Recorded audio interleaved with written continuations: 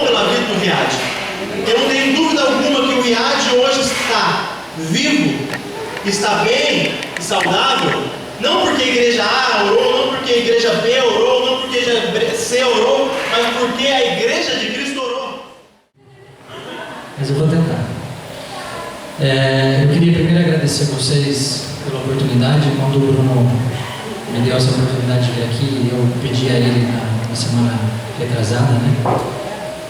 Como o Bruno falou, muitas vezes a gente não tem o devido tempo a Deus, e eu não tinha.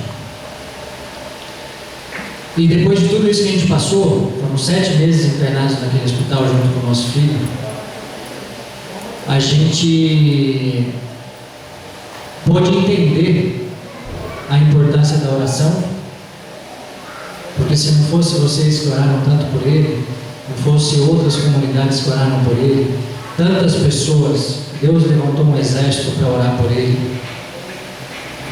e Deus reverteu o impossível. E esses slides eu acho que vai mostrar um pouquinho quão difícil foi essa caminhada. Pode passar, por favor. Olha que foto bonita. Eu fiquei acho que 1 hora procurando uma foto que eu saísse mais ou menos lá, fiz um Photoshop, mas a minha esposa não precisa, né? Bonita, né? Bom, esse slide aqui é só para dizer para vocês que eu sempre tive uma preocupação muito grande na minha vida, né? Eu sempre procurei fazer as coisas da maneira correta, no tempo certo, e embora nem sempre foi possível, mas eu conheci a Veruski em 2003. A gente namorou 6 ou 7 anos, né? Se eu errar agora eu estou perdido. E a gente resolveu ir morar junto, compramos um apartamento. Quando esse apartamento foi entregue, a gente se casou, fomos morar nesse apartamento. Deus nos abençoou, a gente conseguiu comprar um segundo apartamento. E a gente está completando esse ano 13 anos juntos, em agosto. E o Riad tem apenas 2 anos. Então a gente demorou muito para dar esse passo de ter um filho, porque eu sempre achei que essa era uma responsabilidade muito grande. E eu não queria que ele passasse o mínimo de dificuldade. Então a gente sempre postergou isso, embora a gente já estivesse prosperando na nossa vida. Eu tinha uma preocupação muito grande. E aí vem Deus e dá um tapa na minha cara, porque nos deu um filho planejado e ele desestruturou tudo. Ele mostrou para mim que todo o planejamento não vale de nada. Não estou pregando aqui que não tem que se ter planejamento das coisas e que não se tem que fazer as coisas na ordem certa. Mas a vida é assim. Pode passar. Quando a gente resolveu ter um filho, acho que 1 mês depois a minha esposa engravidou. E a gente foi tomado de uma alegria muito grande. Não só a gente como casal, mas a família toda, porque a gente já estava junto há muitos anos, tinha um relacionamento, graças a Deus, muito sólido. Temos um relacionamento ainda mais sólido agora. E a gente foi tomado por um sentimento muito bom e a gente aproveitou muito esse período. Pode passar. Quando a gente foi no 5º mês de gravidez da minha esposa fazer o exame para descobrir o sexo, eu lembro que 3 dias antes de fazer esse exame eu não conseguia nem dormir, porque eu estava na expectativa de saber se Deus ia dar pra gente uma mulherzinha ou um homenzinho. E eu tinha vontade de ter um filho homem, mas isso para mim não era o principal. Eu sempre falava que o principal seria ele vir com saúde. Infelizmente não foi isso que foi diagnosticado nesse exame. Eu lembro que eu saí do trabalho, eu peguei a minha esposa, a gente foi em Pinda para fazer o ultrassom com um médico conceituado para saber o sexo. E quando ele começou a fazer o exame, ele ficou muito tempo numa região que para mim parecia ser o coração. Eu não entendo nada disso, mas pulsava, então eu imaginei que era. E aí ele nos deu notícia que seria um homenzinho, eu fiquei muito alegre. E na sequência ele disse: pai, seu filho tem uma cardiopatia grave. Eu não sabia nem o que significava essa palavra. Aquilo foi um balde de água gelada, bem fria. E ele nos orientou a procurar um especialista em São Paulo, porque era grave e ele não saberia dizer exatamente qual era esse problema. E esse problema tem esse nome aí, ó, TCGA, transposição corrigida das grandes artérias. Pode passar. Rapidamente, só para que vocês tenham entendimento do problema, a transposição corrigida nada mais é do que a inversão dos lados do coração. O lado esquerdo está do lado direito e o lado direito do lado esquerdo. Como consequência prática, para ficar fácil de entender, e assim me explicaram, a inversão faz sobrar sangue no pulmão e, com o passar do tempo, faltar sangue para os outros órgãos, porque o lado fraco está fazendo a função do forte e vice-versa. Então era necessário, pode passar, para vocês terem ideia como é uma doença extremamente rara, de cada 1000 bebês nascidos vivos, 8 têm algum problema no coração. Desses 8, de 0,5% a 1,4% tem essa doença. Então uma coisa assim, numa escala de 10 das piores doenças, essa é a terceira. Pode passar.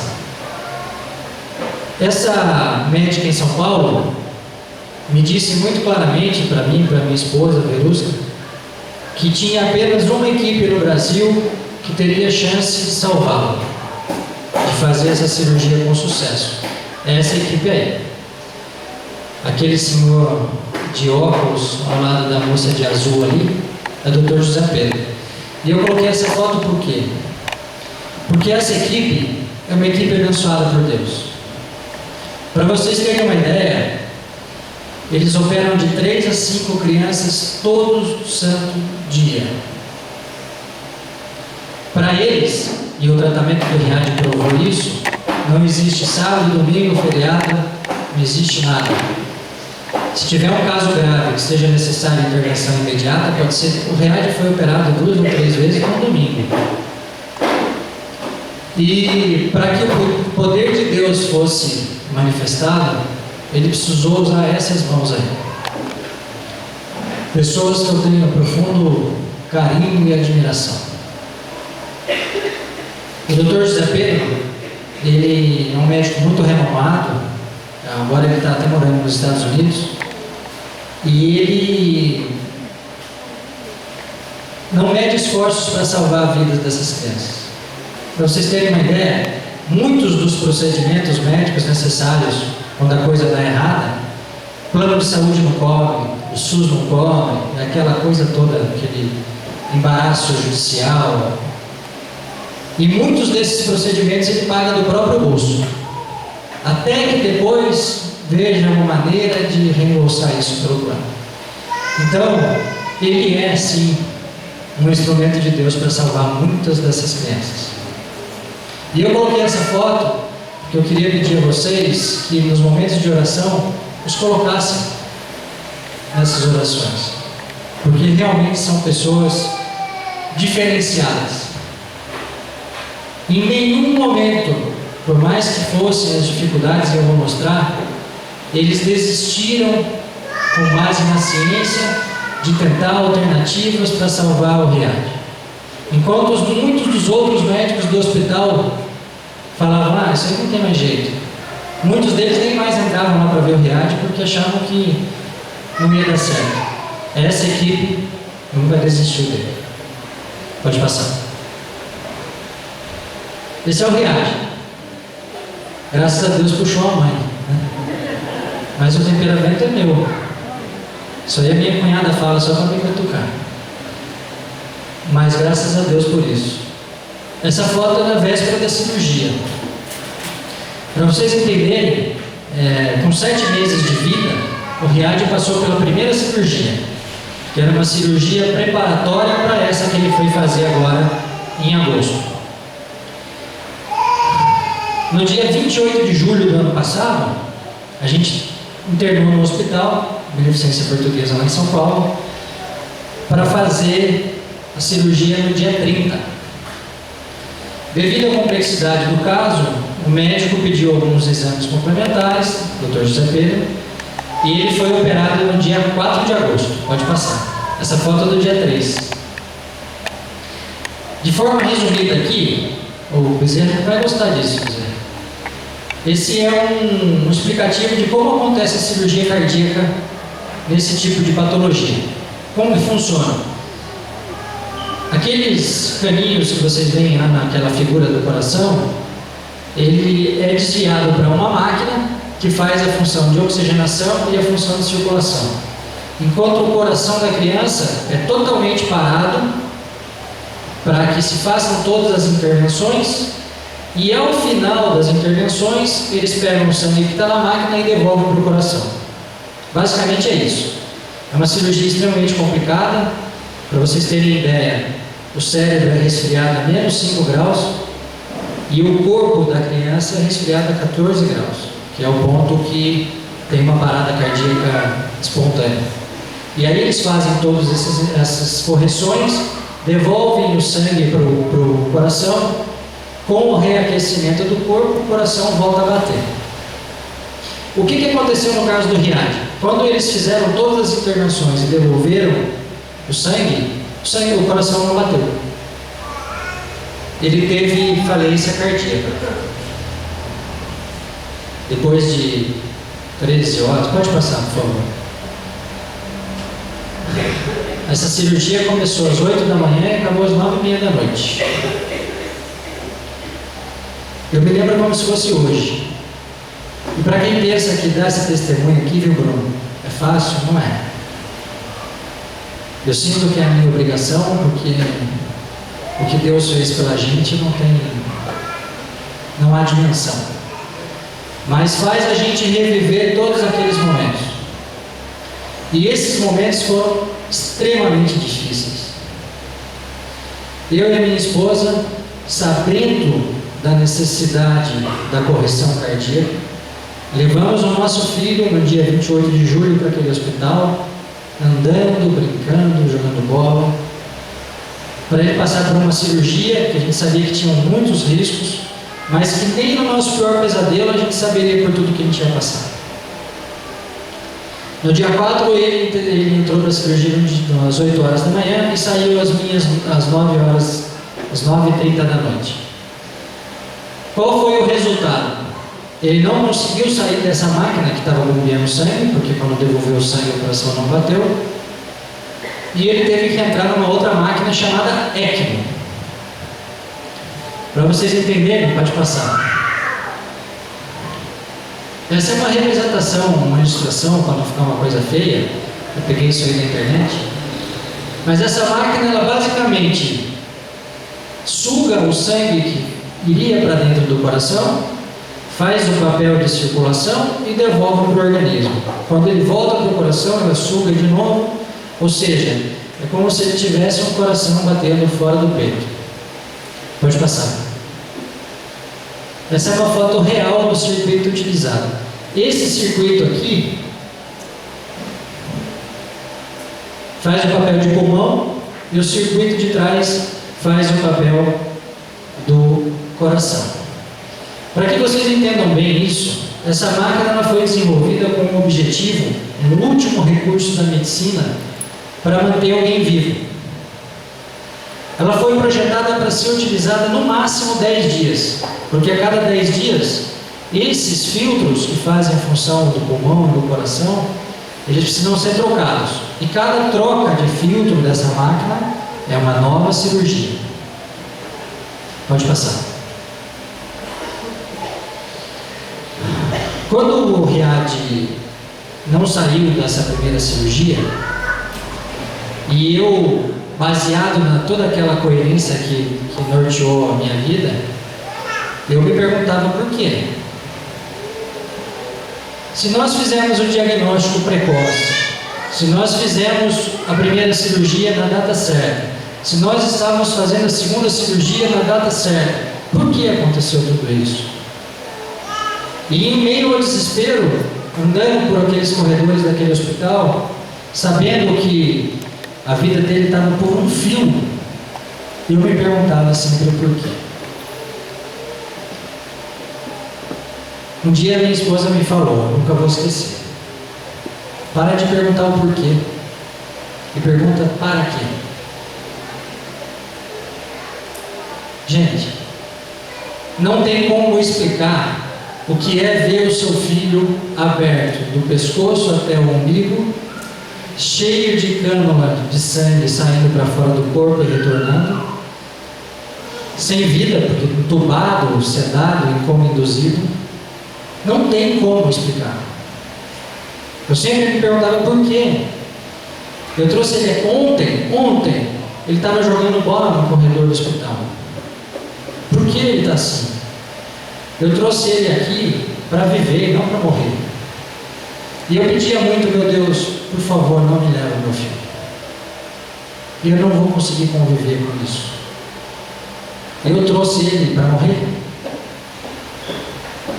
Não era a intenção, obviamente. Pode passar. No dia 6 de agosto, 2 dias após a primeira cirurgia, ele teve a primeira intercorrência grave. Ele teve uma hemorragia nas suturas do coração. Então, todos os cortes que foram feitos para arrumar o coraçãozinho dele começaram a sangrar. Porque para a máquina funcionar, precisa tomar uma medicação que afina muito o sangue. E o médico me pegou na porta da UTI, a gente desesperado, porque a gente sabia que a condição era muito grave. Para vocês terem uma ideia, quando a gente teve a notícia de que ele sairia do centro cirúrgico numa máquina, eu chamei a minha irmã Kátia, que estava comigo lá, e falei: vai ver as coisas de funeral para mim.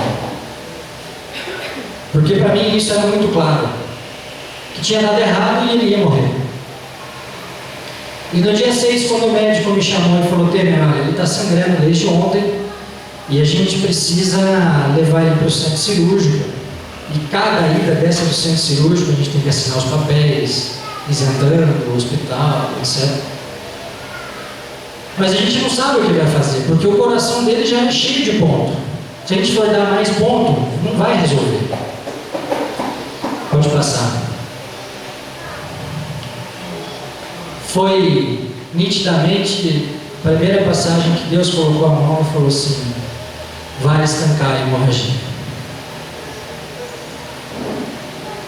5 horas depois do início do procedimento, o médico desce, encontra comigo e fala: olha, Temer, a gente levou ele lá para o centro cirúrgico, ele estava com muito sangramento, toda a cavidade abdominal dele estava cheia de sangue, e a gente precisava limpar isso porque estava pressionando o coração.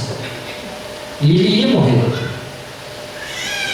Mas a gente limpou tudo e quando a gente colocou a gase, já veio sem sangue. A gente não precisou dar um ponto sequer. Impossível não ter certeza que foi Deus que fez isso. Como uma hemorragia de um paciente que toma uma medicação para afinar o sangue e para espontaneamente. Quer dizer, ele não tinha sequer a possibilidade de coagular, porque o remédio que ele toma é um anticoagulante. Pode passar. Nesse mesmo dia, o médico falou para mim: olha, Temer, o quadro dele é muito grave, ele está instável na máquina, eu acho que seria prudente a gente colocá-lo na lista de transplante. Eu falei: doutor, eu só quero levar ele vivo daqui. A gente não tem noção muito do que é um transplante, né? E ele falou: olha, só quero te adiantar que é só uma tentativa, porque um coração de uma criança de 1 ano e meio que morra por morte cerebral, a chance é mínima. Quantas crianças de 1 ano e meio morrem de morte cerebral, a ponto de dar para aproveitar o coração? Pois está aí, ó. Dia 10 de agosto, isso foi dia 6 de agosto, dia 10 de agosto ele estava transplantando.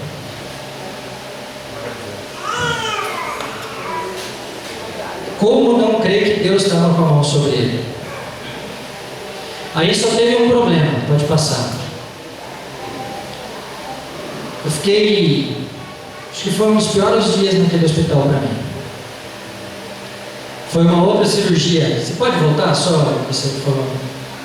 Foi uma cirurgia que começou às 16h30 do dia 10 e acabou às 6h30 da manhã do dia seguinte.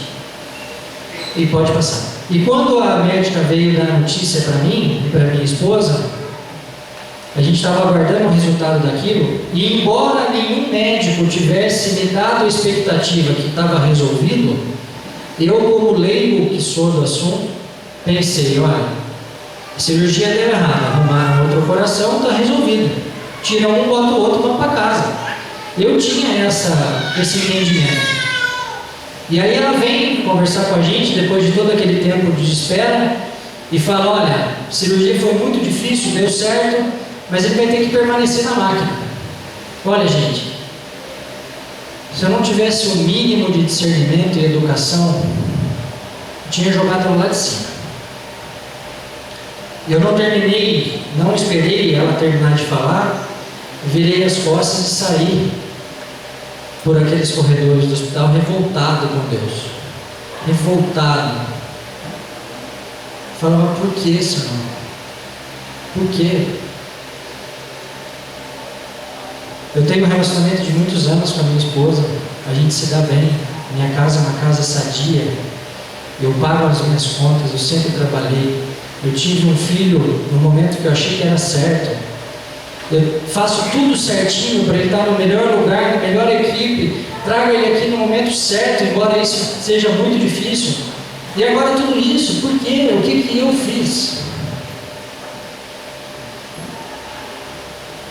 Hoje, depois que tudo passou, ele está bem em casa, e eu entendo que isso teve um propósito. Diferentemente do que muita gente quis me falar durante esse processo, e eu fiquei muito magoado por isso. Algumas pessoas chegaram e falaram assim, olha, isso está acontecendo para mudar você. Eu falava, não, esse Deus eu não acredito. Meu Deus é bom. Deus não faria uma crueldade com uma criança para me mudar. Até que eu comecei a escutar de pessoas que têm entendimento da palavra muito mais do que eu, também não se preocupa com isso. O importante é que o nome de Deus será glorificado.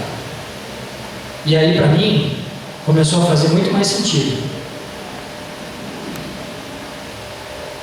Pode passar.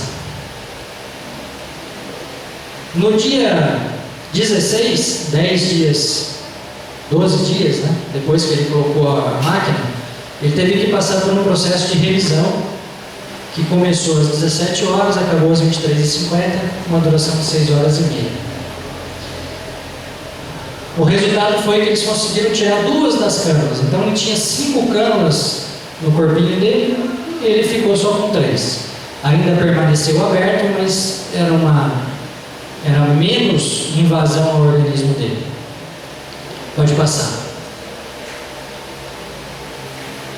No dia 21, ele teve que passar por uma retirada do fragmento do coração que ele recebeu, porque a expectativa dos médicos é que, colocando o coração transplantado, a condição geral dele ia melhorar muito.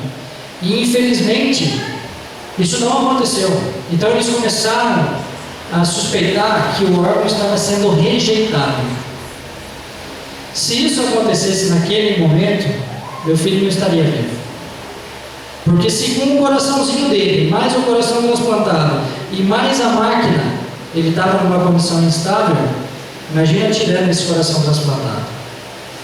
E mais uma vez pode passar, a mão de Deus se fez presente. O resultado veio negativo para a rejeição. Pode passar. No dia 25, ele teve que passar por uma nova cirurgia para trocar todo o circuito da máquina. Gente, eu coloquei as datas ali para vocês entenderem assim. A cada 6 dias, durante 5 meses, ele fez uma cirurgia. Eu e a minha esposa, muitas vezes, não íamos embora do hospital. Porque lá, quando a coisa não ia bem com alguma criança, o hospital ligava para os pais e falava: vem que a coisa está ruim. E a gente não queria que o nosso telefone tocasse de madrugada. Então a gente ficava o maior tempo possível junto dele para tentar não receber essa ligação. E eu pedia muito a Deus: por favor, Senhor, não faça meu telefone tocar de madrugada. Imagina você receber uma ligação que seu filho faleceu. Pode passar. Nesse procedimento de troca de circuito dessa máquina, aquela que eu mostrei lá na frente, eles conseguiram trocar por uma máquina mais simples, que é essa aí, ó. Essa é uma foto também tirada da internet, só para exemplificar. Essa máquina é uma máquina mais simples do ponto de vista das funções dela. Então ela não faz o papel do pulmão, ela faz só o papel do coração mesmo, ajuda na circulação, na pressão sanguínea. Qual era o grande problema do REAG? Os corações, os dois corações, não tinham força suficiente para bombear o sangue a ponto de mantê-lo vivo. Então ele precisou ficar ligado em máquina. Essa máquina, que foi projetada para ficar 10 dias no máximo, ele usou 22 dias. Depois ele ficou mais 55 dias nessa máquina aí. Ele ficou ao todo 77 dias com o peito aberto. Gente,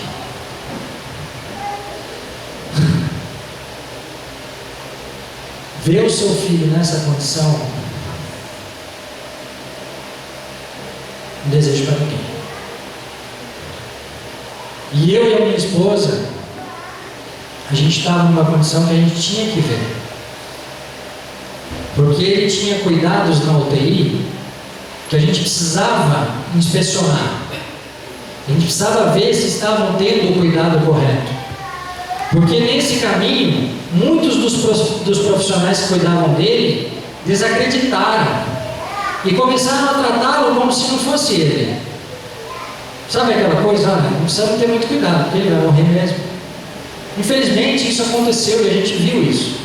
Felizmente foi um número menor de pessoas do que a grande maioria que acreditava nele e cuidava dele. Mas se a gente não ficasse em cima, nem curativo eles trocavam. Então, aquele medo inicial que a gente tinha de ver aquela cena horrenda, e eu não coloquei fotos aqui porque não é o propósito do que eu estou dizendo, a gente precisava olhar as datas dos curativos, a gente precisava ver se ele estava recebendo a dietinha dele, a gente precisava ver se ele estava urinando, se ele estava fazendo... Porque isso eram indicadores se a coisa estava indo bem ou mal.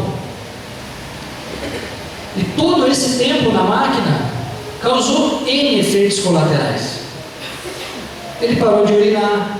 Quando ele urinava 10 ml, a gente comemorava. Ele teve uma infecção, eu vou usar um termo aqui, Bezerra, médico, que eles chamam de sepse refratária, que é quando a infecção generalizada já não responde mais ao antibiótico. E quanto mais antibiótico você dá, pior fica a infecção. Como o rim dele havia deixado de funcionar adequadamente, ele começou a inchar. Teve um dia que eu tinha voltado a trabalhar e fui na sexta-feira para lá, e eu cheguei, o tórax dele estava do tamanho do meu. Horrível, parecia que ele ia explodir. Decidiram então fazer um procedimento chamado diálise peritoneal. Coloca lá um caninho na barriguinha dele, injeta um líquido, e quando esse líquido sai, ele traz mais líquido consigo. E chegou um ponto dessa infecção que esse líquido que era transparente começou a sair leitoso. E eu falei: doutor, o que é isso? Na hora eles não quiseram nos falar, para não nos impactar, mas aquilo era pus. O soro fisiológico que entrava transparente estava saindo com pus. Ele estava todo infeccionado por dentro, decorrente do fato de ele ter que ficar aberto. A mortalidade nesses casos, para vocês terem uma ideia, é superior a 98%. No Riad era pior, porque como ele tinha recebido um transplante, ele tomava um remedinho que se chama imunossupressor. Então ele não tinha anticorpos. Ele já estava tomando 9 antibióticos, a infecção só aumentava. Para vocês terem uma ideia, tem 2 indicadores infecciosos que eles falavam muito lá. Um é o tal do PCR, que quanto mais próximo a 0 melhor. O dele chegou a 400. É difícil falar, gente. E tem um outro parâmetro, que são os leucócitos, que para a idade dele é normal 6.000, 4.000, coisa assim. O dele chegou a 44.000. Então aquilo era uma conta que não fechava. Muitas das vezes eu briguei com a minha cunhada, que é enfermeira, trabalha na área da saúde, porque eu conversava com ela e ela estava super assim, para baixo. Mas não é porque eu não queria que ele se salvasse, era porque ela sabia que o quadro era, como que ia reverter aquilo? Não adiantava mais dar antibiótico. Ele não tinha anticorpos. O que fazer? Mas, felizmente, o plano de Deus era outro. Reverteu esse quadro. Pode passar. Pode passar. No dia 31 de agosto, ele já tinha condições para viver sem a máquina, na opinião dos médicos. Só que para retirar a máquina, não é só ir lá e desligar um botão. Tem que fazer uma cirurgia de retirada. Uma das cânulas da máquina, ela é introduzida na parede do coração, como se fosse uma flecha. E é necessário fazer todo aquele procedimento de desvio de sangue, aquela coisa toda, segurar a parede do coração e tirar a cânula. Como eles queriam evitar o risco de congelar o cérebro novamente, eles fizeram esse procedimento sem parar o coração, que era uma coisa natural para eles. Ia lá, pinçava a parede do coração, puxava a cânula, suturava e acabou. Quando eles pinçaram a parede do coração, essa parede se desfez, igual um pano velho. Ela rasgou, porque ele estava infeccionado. E eu me lembro que, ao término desse procedimento, onde ele teve uma grave hemorragia e a consequente parada cardíaca por falta de sangue, nós estávamos na porta da UTI e o Dr. Freire, que foi um médico que ficou mais à frente do caso dele, cuidando dele, estava com uma cara de velório. E ele falou para mim e para minha esposa: olha, foi muito feio o que aconteceu lá em cima. Eu não sei se ele vai acordar. Ele suspeitava que pela falta de sangue no cérebro, o Riad tivesse tido morte cerebral. E ele ainda estava muito instável na UTI, por conta de toda a intercorrência. Eles não conseguiram tirar a máquina, tiveram que devolver a máquina. E a gente entrou a minha esposa na frente, ele atrás dela e eu atrás dele. E quando a minha esposa entrou no quarto e falou: filho, como você é forte, ele abriu o olho e virou a cabeça. Gente, pode passar. E não tem como alguém dizer para mim que aquilo não é o poder de Deus. Eu falo, eu fico arrepiado. Porque o médico, com muitos e muitos anos de experiência nisso, ele quase desmaiou. Falou: como? Ele ainda está sob efeito da anestesia da cirurgia. Por mais que fosse para ele se recuperar, não era para ser agora. Então, essas passagens fez com que nós continuássemos pedindo e acreditando que ia dar certo. Pode passar.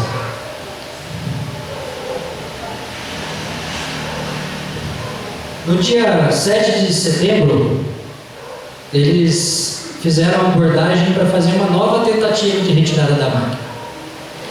A saída da máquina era uma coisa necessária, porque ele estava aberto há muito tempo, infeccionado e estava instável, então precisava tirar da máquina para poder tentar frear essa infecção. Foi um procedimento que começou às 8 horas da manhã e acabou às 10 da noite.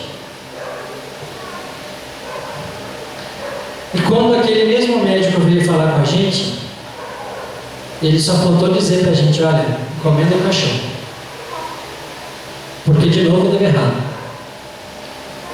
Dessa vez não foi a parede do coração que desfez,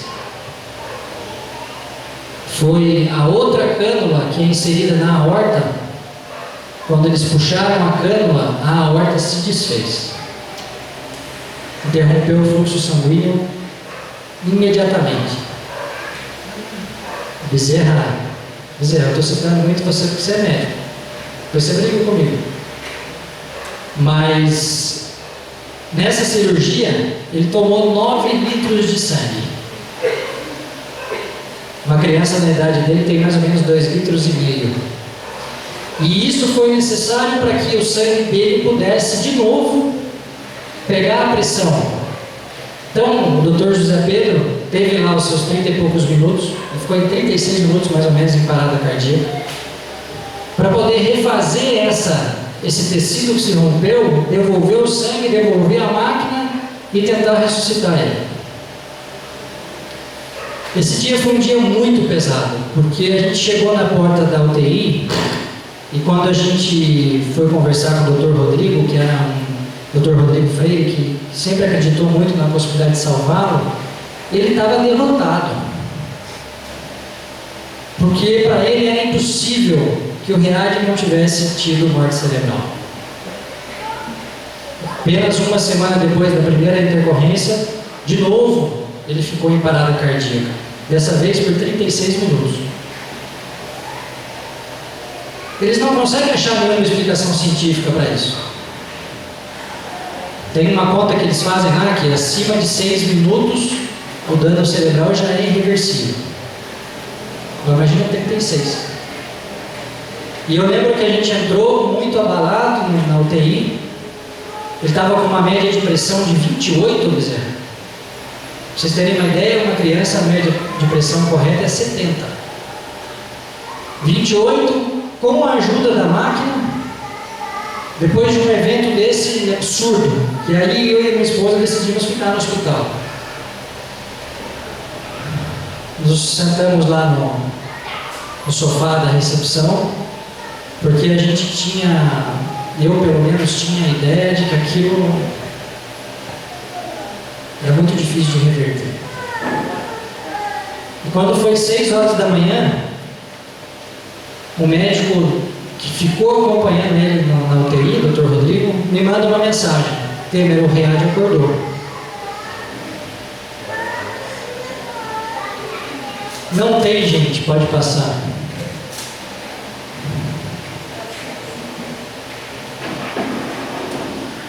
Outro dia eu estava discutindo com uma pessoa que me falou assim: essa sua apresentação não adianta de nada, porque se você não colocar princípio bíblico aí, você vai comover as pessoas, mas você não vai salvar almas.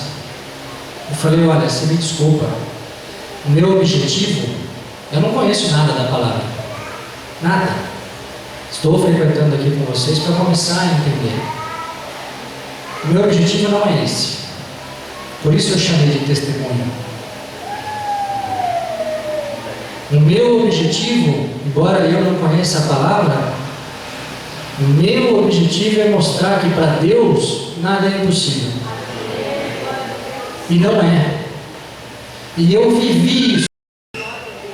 E por mais entendimento que eu tivesse da palavra, se eu não tivesse vivido isso, eu não ia conhecer o Deus que eu conheço hoje. Como o Bruno falou aqui no começo, eu sempre tive um problema muito grande com religião, porque eu achava essa coisa de placa, como ele falou, ou de endeusamento de um fulano de tal, uma coisa obscura no mínimo.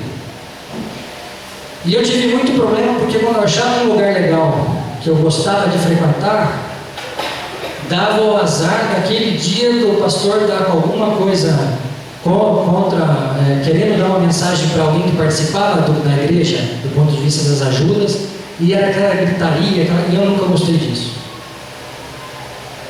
E eu vim aqui uma primeira vez, a convite do Fábio, que foi me buscar em casa, e eu pretendo vir toda semana. Eu pretendo poder ajudar de alguma forma, porque aqui eu me senti bem. E o que eu estou fazendo aqui não é para dizer que a gente sofreu muito, não. É para dizer o que Deus fez nas nossas vidas, o que Ele é capaz de fazer na vida de cada um que está aqui. E eu vivi isso. Ninguém me contou. Pode passar. Durante esse período, existia sempre uma conversa muito franca com os médicos, e Deus me perdoe por isso, mas eu tive uma conversa com o médico e falei: doutor, o senhor não acha que está exagerando? O senhor está tentando, não dá certo, ele está sofrendo, ele está aberto, ele está... Será que a gente não está sendo egoísta? Será que eu não estou sendo egoísta? Olha, gente, para eu chegar no ponto desse, é porque vê-lo daquele jeito era uma coisa deprimente demais. Uma criança que só trouxe alegria para a nossa família, uma criança que sempre foi muito alegre, vivendo aquilo. Vocês têm uma ideia? O ossinho da sacra, esse ossinho do cóccix, estava para fora da pele, porque ele estava deitado na mesma posição, ligado num monte de equipamento, e não podiam mexer com ele. Então ele começou a fazer lesão visível, muito feia, na cabeça, atrás da cabeça, no cóccix. A gente, eu e minha esposa, vimos ele 21 dias dormindo num colchão de gelo, porque ele tinha uma febre que não abaixava.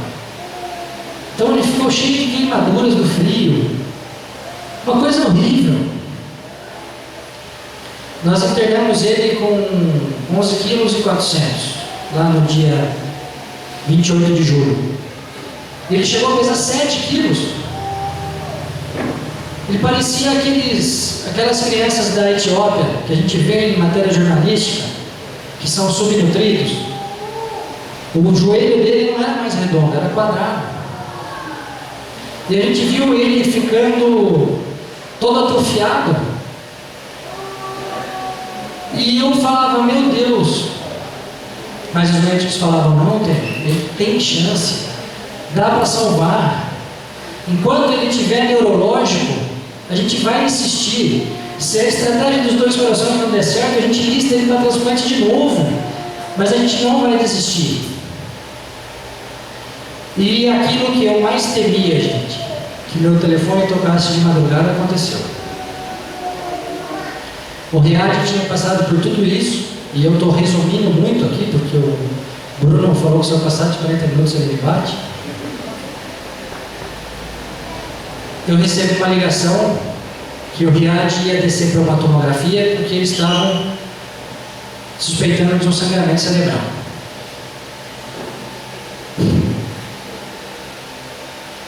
Eu me lembro que, e Deus me perdoe por isso, nessa fase eu até fiz uma brincadeira. Quem aqui conhece o Joseph Klimber? Eu falei: meu Deus do céu, o que mais vai acontecer com esse menino? E aí nós fomos para o hospital no sábado, chegamos lá às 7 horas da manhã, e veio a notícia que a gente nunca quis ouvir. Pode passar.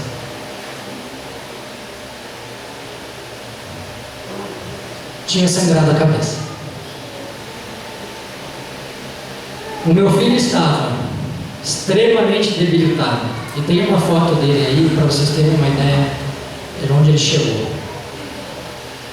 Não tinha conseguido sair da máquina, porque as intervenções para tirar ele da máquina tinham dado errado. E aí saiu na cabeça.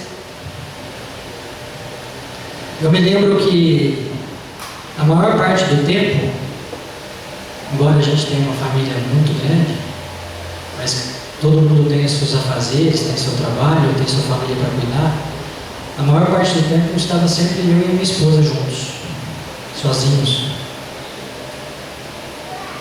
E eu liguei para minha irmã e falei: Renata, eu tenho 4 irmãs. Você está onde? Eu sabia que a Cátia estava indo para São Paulo ficar com a gente.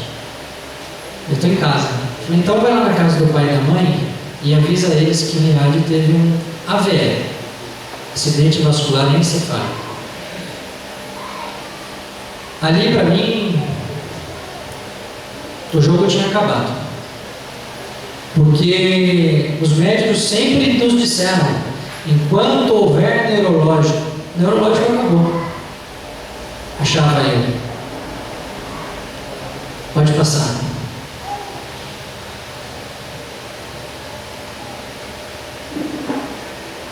Essa foto eu recebi essa semana pelo celular e eu me emocionei muito com ela. Porque nesses momentos que eu e minha esposa estávamos juntos, e olha, gente, eu larguei absolutamente tudo para estar com eles 100% do meu tempo. E não pensem vocês que foi fácil, porque eu era muito bem colocado profissionalmente. Mas eu não tinha condições, não tinha cabeça, eu não tinha nada que pudesse me fazer me afastar do meu filho e da minha esposa naquele momento. Tentei algumas vezes, voltei para Taubaté, trabalhei uma semana, voltava para São Paulo, mas eu não conseguia me concentrar com nada. E a gente se abraçava e chorava e orava e pedia, e muitas vezes a minha esposa, que é uma mulher de muito mais fé do que eu tinha, me falava: confia, vai dar certo. Mas era extremamente doído passar por tudo aquilo, não pela gente, mas por ele. Falava: meu Deus, o que eu fiz? Eu peguei o meu filho em casa, brincando, levei ele para o hospital e ele está passando por tudo isso. Onde foi que eu errei nisso? E eu sabia que eu não tinha errado do ponto de vista dos homens.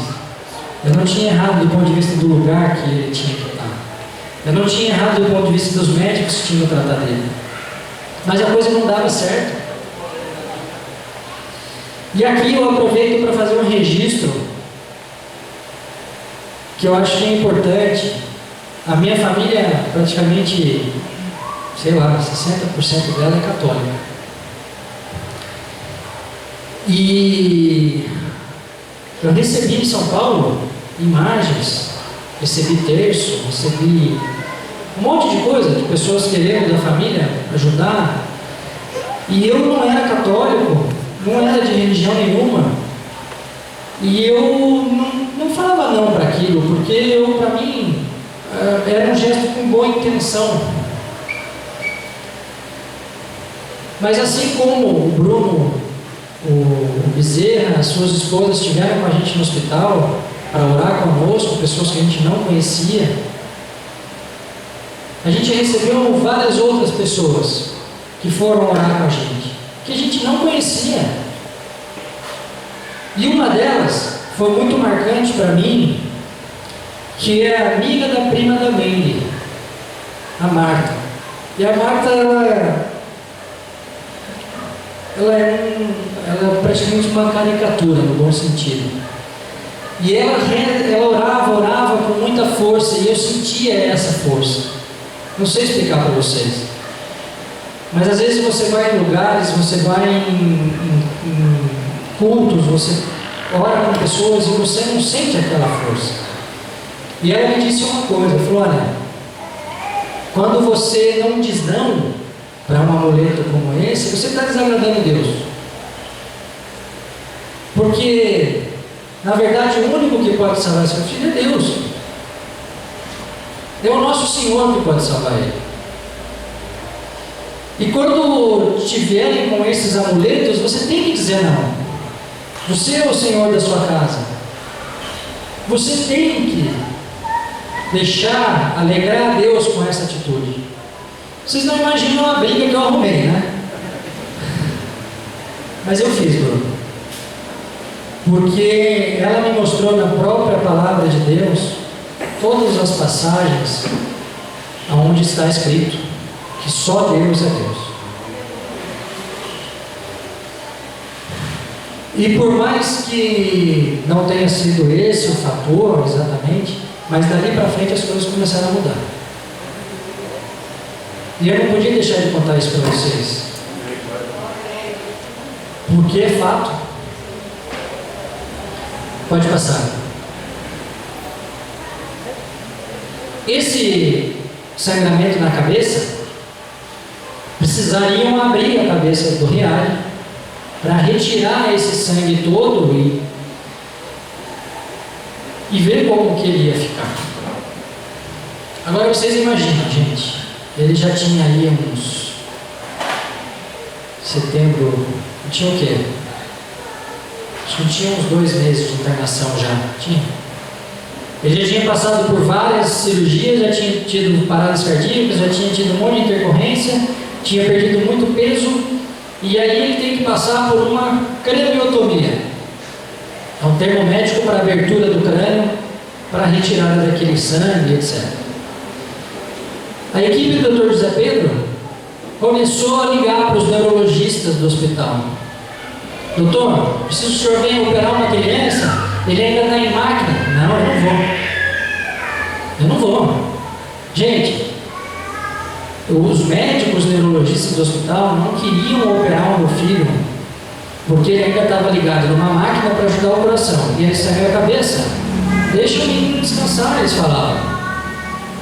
Ele não tem viabilidade cardíaca, eu vou abrir a cabeça.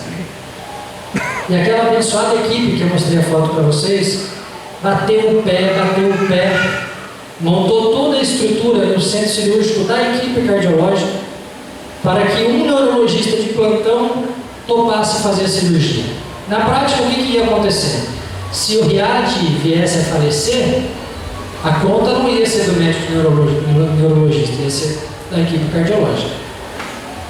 Essa foi a única condição que eles conseguiram para que o médico topasse fazer a cirurgia. Porque para eles era impossível. A quantidade de sangue que tinha na cabeça, a hora que fizesse o corte, ia expulsar o cérebro para fora. Ia funcionar como se fosse um vácuo. Mas, pode passar. Esse não era o plano de Deus. Glórias a Ele por isso. Foi uma cirurgia inversamente complicada. Tudo aquilo que eles achavam que ia ter de dificuldade não aconteceu. Fizeram a cirurgia, na visão deles, com muito sucesso, num tempo excelente. Só que havia uma necessidade. Precisava tirar a máquina. Porque ele tinha sangrado a cabeça, ele tomava anticoagulante, e se ele continuasse tomando anticoagulante por conta da máquina do coração, ele ia sangrar a cabeça de novo. Essa conta não fechava. E eles tentaram tirar a máquina. Quando eles começaram a fazer o teste, eles viram que não ia dar. Então eles saíram do centro cirúrgico. O riade felizmente conseguiu fechar o crânio, não precisou deixar aberto nem nada, mas ele desceu na máquina. E o médico falou para mim de forma muito clara: olha, Temer, agora nós temos um desafio. Nós temos que tentar mantê-lo vivo, pós-sangramento na cabeça, na máquina, tomando o anticoagulante durante pelo menos 24 horas.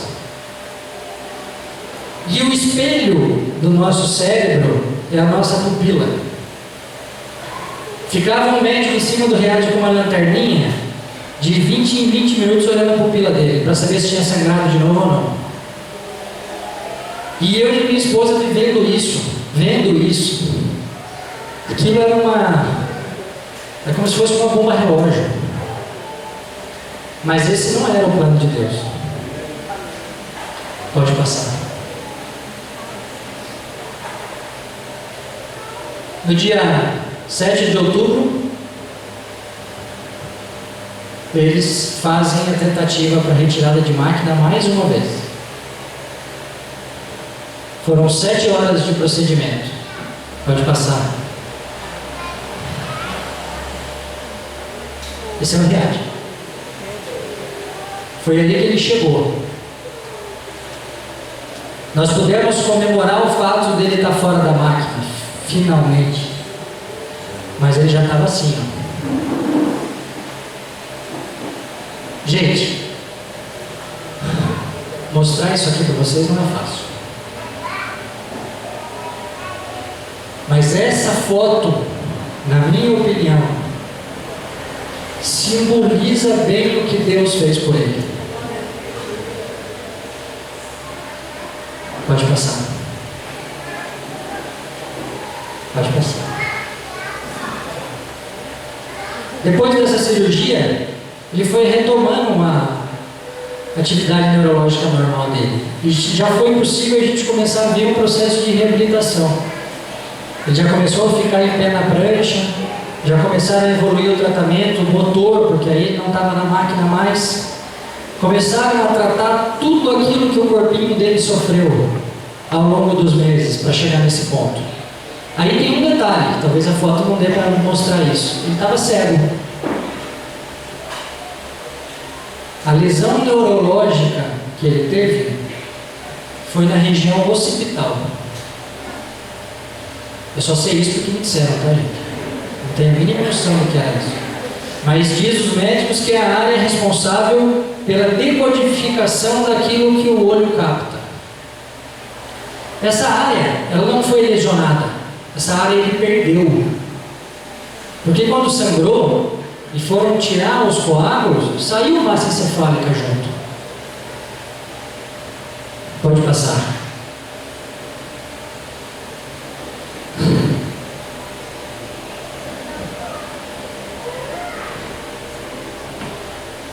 Eu, que já não tinha força nenhuma mais, só conseguia pedir a Deus que não deixasse ele cego.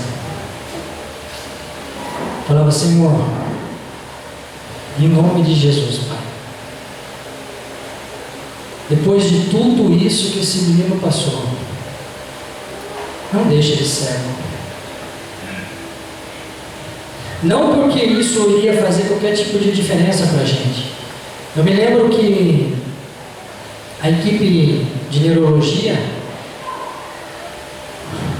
começou a falar das possíveis sequelas. Eu falei: doutora, só quero levar ele para casa.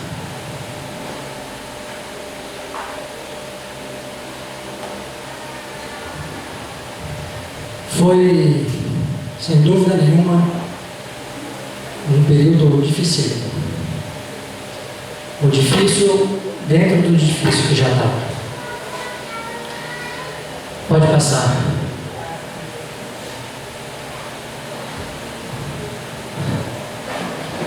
Ele fez a primeira cirurgia na cabeça e, como dano imediato, além da cegueira, ele teve o que os médicos chamavam de disfunção licórica, que é a falta de capacidade do cérebro de conseguir equacionar a quantidade de líquido dentro da cabeça. Então ele teve que passar por mais duas cirurgias, eu não coloquei aí para tentar ser um pouco mais rápido, para poder tentar corrigir essa questão do excesso de líquido. E eu preciso falar sobre isso porque teve um momento marcante, muito difícil para mim e para minha esposa. Porque existia uma equipe que cuidava dele da parte neurológica, em que a proposta era colocar uma válvula dentro do ventrículo cerebral, que funciona como se fosse um ladrão de caixa d'água. Então, quando o líquido aumenta daquele nível, ele entra naquele caninho, e esse caninho por dentro da pele vai até a barriguinha, e da barriguinha eliminava na corrente sanguínea. E tinha uma outra equipe que não cuidava dele até então, que tinha a proposta de fazer outros procedimentos antes desse, porque esse procedimento tinha uma taxa de insucesso de 20% em crianças que vinham saudáveis de casa para fazer o procedimento. Imagina uma criança debilitada daquela forma. E aí a equipe cardiológica não podia interferir nessa decisão. Essa decisão caberia a mim e a minha esposa. Agora vocês imaginam, gente, eu não sou médico, ela não é da área da saúde, a gente não conhece praticamente nada disso. A gente teve que decidir entre um médico e outro. Graças a Deus a gente tomou a decisão correta. E nós optamos por trocar a equipe neurológica, aonde fez primeiro um dreno externo, que não resolveu, e depois fez um implante da válvula, mas não dentro da região cerebral, e sim acima, aonde estava acumulando líquido. Quando eu já não tinha mais força para ver ele passar por nenhum procedimento, essa válvula que foi colocada no crânio dele começou a ser expulsa pelo organismo. E a médica falou: olha, a gente tem que fazer outra cirurgia nele para tirar a válvula, porque senão vai infeccionar isso. E aí se infectar o cérebro. E eu pensava, como, gente? Se com a válvula ele tem água, se tirar a válvula, a água vai aumentar. Quando eles foram tirar a válvula, eles viram que a válvula estava entupida. Infelizmente, ele tirou a válvula e até o momento, se Deus quiser, isso não vai precisar ser recolocado. Porque os exames mostram que essa água ela ficou num nível controlado pelo próprio organismo. E quando a gente já falava de ir para o quarto, sair da UTI e ir para o quarto, Dr. José Pedro fala de fazer mais uma intervenção no coração. Gente, a minha vontade é sei lá o que era fazer. Eu acho, Bruno, que se eu pegasse o Anderson Silva, ia ser pouco para ele, sabe? Tanta raiva que eu tava. E a gente conversou, eu e a minha esposa, e ela estava alegre, porque para ela aquilo era o que faltava fazer para resolver o problema. Porque ele ainda tinha insuficiência cardíaca, não dava para ele viver com sonda, com alimentação via soro e etc. Mas eu fiquei muito inseguro, porque ele ainda não estava numa condição ideal, mas ele estava vivo. E ele podia morrer naquele procedimento. E o médico veio num domingo à noite, 10 horas da noite, me explicar o procedimento e disse para mim: tem risco, mas nós precisamos fazer.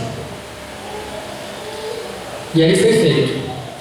O coração do Riad, o coraçãozinho dele mesmo, que estava junto com o transplantado, fechadinho no peito dele, eles tiveram que abrir de novo e eles demoraram 6 horas para conseguir enxergar o coração dele.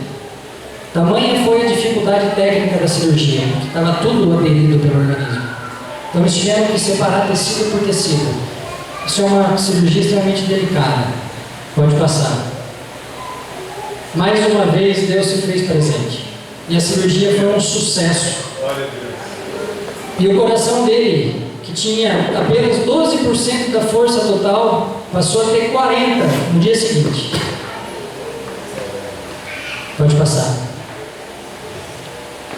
Nesse período todo, eu que ainda não conheço praticamente nada da palavra de Deus, eu recebia versículos, textos, até vídeos de pessoas que queriam dar para a gente uma mensagem de força, de esperança.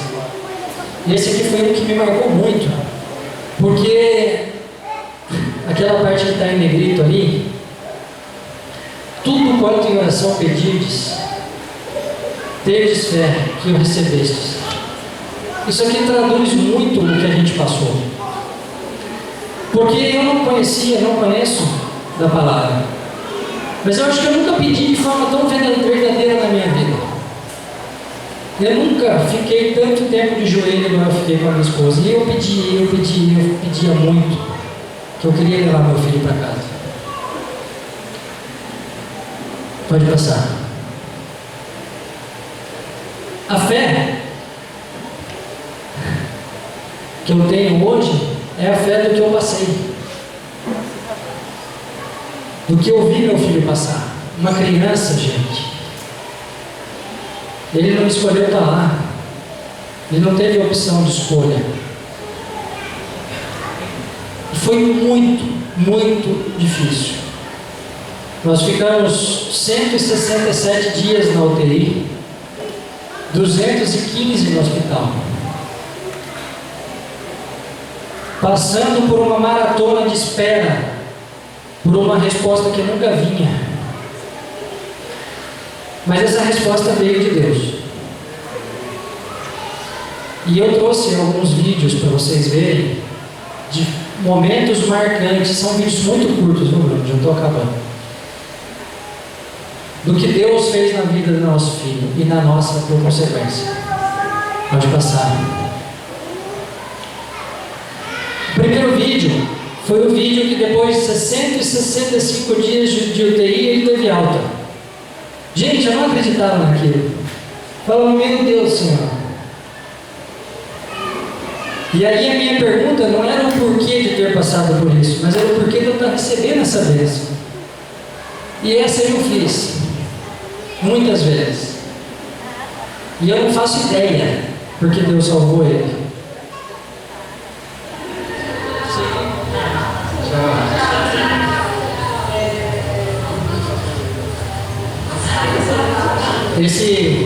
Esse foi o dia que a gente teve alta da UTI. A minha prima saiu lá, a gente estava hospedado na casa de duas primas, e ela saiu lá, comprou um monte de balões para a gente festejar esse momento. Vocês vão ver ele deitadinho ali, eu acho que ele dá um tchauzinho ali. Mas foi um momento... Aí, de lá. Foi um momento muito marcante pra gente. Pode fechar o observa. Depois teve um outro momento, isso aqui é muito particular, gente, mas eu preciso mostrar porque foi um momento muito marcante para mim. Que foi a primeira noite que ele passou no quarto. E estava toda essa história, se ele enxergava, se ele não enxergava, o exame que daria para fazer nele, pela idade, não seria tão conclusivo, porque não teria muito como avaliar.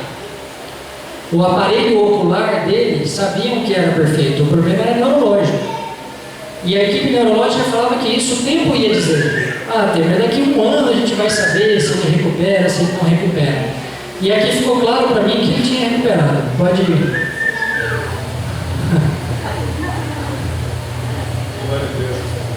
Ele me reconhecendo com a mãozinha.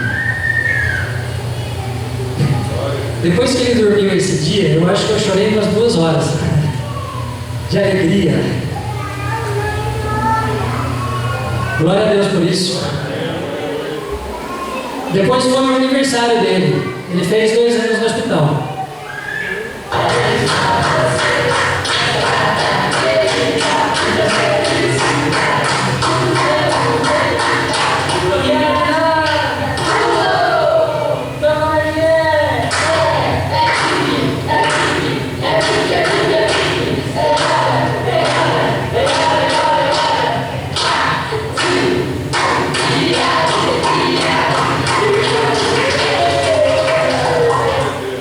Foi um outro momento de muita alegria.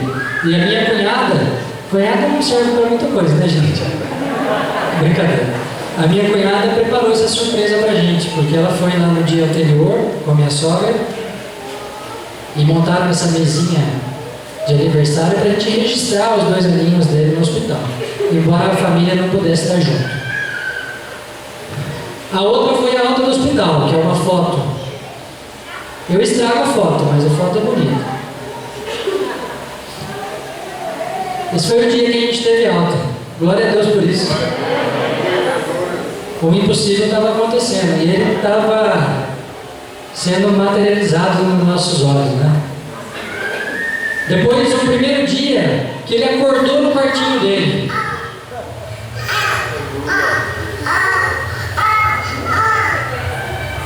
ele reconhecendo as coisinhas dele no chão, e ele me mostrava: ó, isso aqui ele tem, vocês não fazem ideia. Eu acho que não tem que juntar todo mundo aqui, não chorou mais do que eu nesses últimos 7 meses.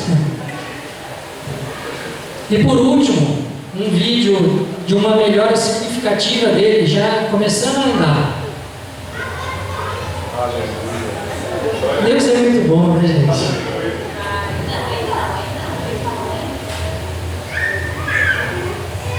Ainda com uma certa dificuldade, mas de pé.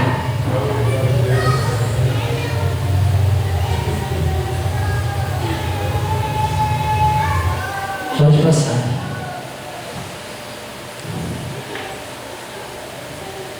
Esse aqui é um livro que surgiu, e eu, no meio disso tudo que a gente passou, uma maneira que eu tinha de desabafar um pouco do que eu estava passando foi escrevendo. E eu sentava lá no café, minha esposa na UTI com ele, nos períodos que eu não podia ficar junto, eu sentava no café, pedia um café e começava a relatar o que tinha sido o dia. Depois eu juntei tudo isso e transformei em uma coisa só. Eu ainda não consegui editora para publicar, mas conta no detalhe essa história toda e tudo que Deus fez na vida do meu filho e na nossa vida por consequência. Eu costumo dizer que Deus não salvou só o Riad, Deus salvou uma família inteira. E é fato, eu não posso negar isso, que Ele aproximou de Deus muita gente que estava disperso, eu inclusive. Ainda não acredito que Ele tenha feito tudo isso para me salvar, mas hoje nós estamos aqui. Eu te agradeço, Bruno, pela oportunidade, dando glórias a Deus pelo que Ele fez. E hoje, mais cedo, quando eu cheguei, isso Deus me incomodou de fazer, Bruno. Eu não quero que ninguém veja isso de uma maneira errada, mas eu disse ao Bruno que 10% da vendagem desse livro vai ser destinada a essa obra, para que de alguma forma essa obra possa ajudar uma obra que é muito maior, e que isso possa se multiplicar. Para acabar, eu queria muito que todo mundo de pé desse uma salva de palmas muito grande para Jesus.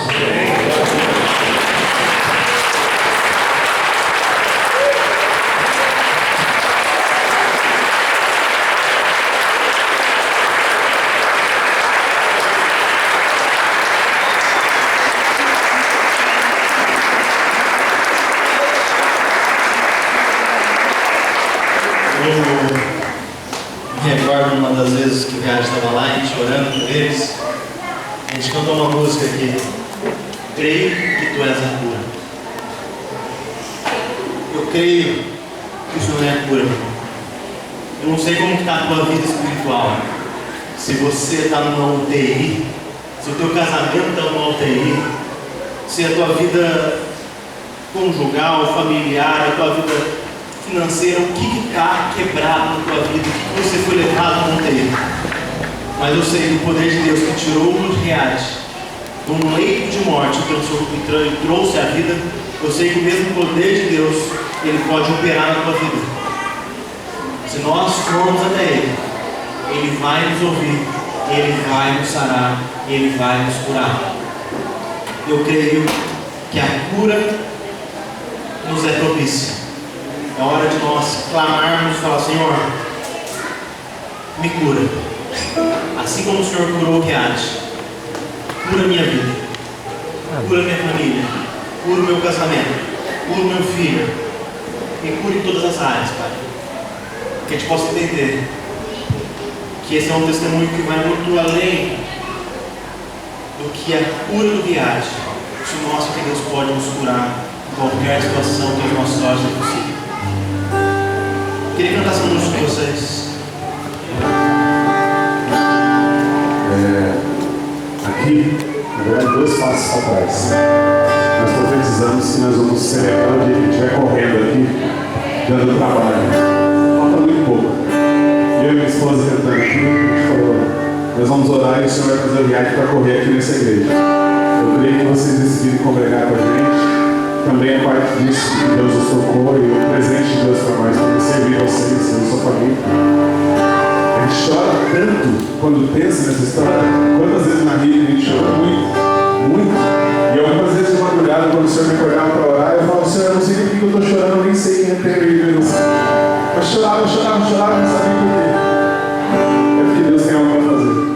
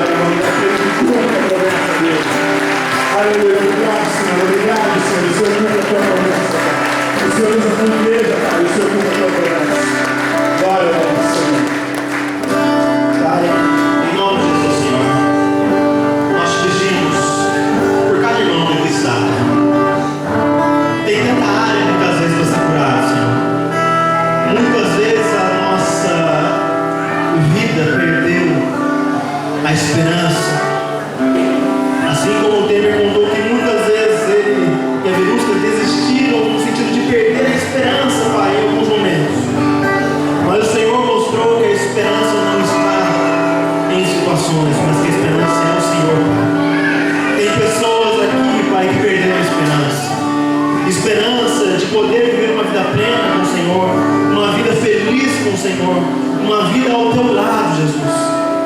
Perderam a esperança quanto ao casamento, perderam a esperança na vida familiar, perderam a esperança com o Brasil, perderam a esperança com muitas coisas, Pai. Mas nós declaramos nessa manhã que o Senhor é a cura, Pai.